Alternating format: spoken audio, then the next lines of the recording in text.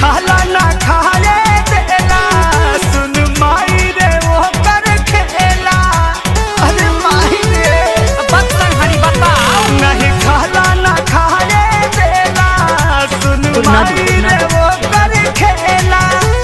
ठीक भर लारे पाप खरे खारे अगवे जला निहुराई निहुरा के मारेला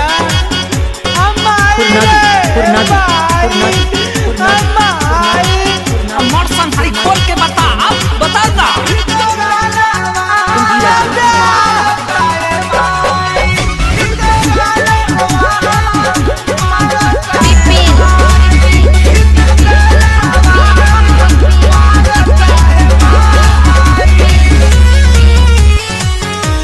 मिक्सिंग के लिए संपर्क करें 7370818522।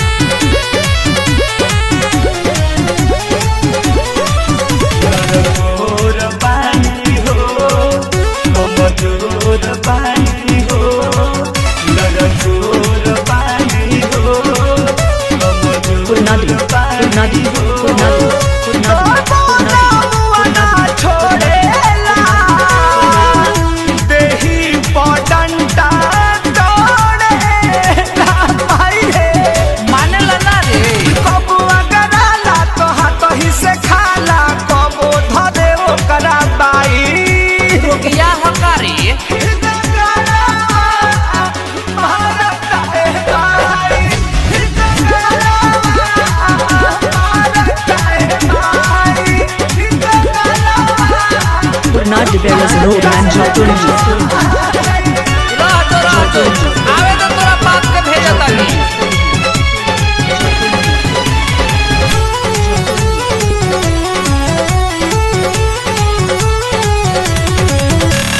बाहरे जवानी में रखल बापा दानी बाहरे जवानी में रखल बापा दानी में खाली बड़का बड़का ढीलेला खूब पी के मुआ हिलेला। हे राम इहो आदम बा कृष्णा में दर्दी पिया पर मध के शंकर से कहा समझाई वो तो वे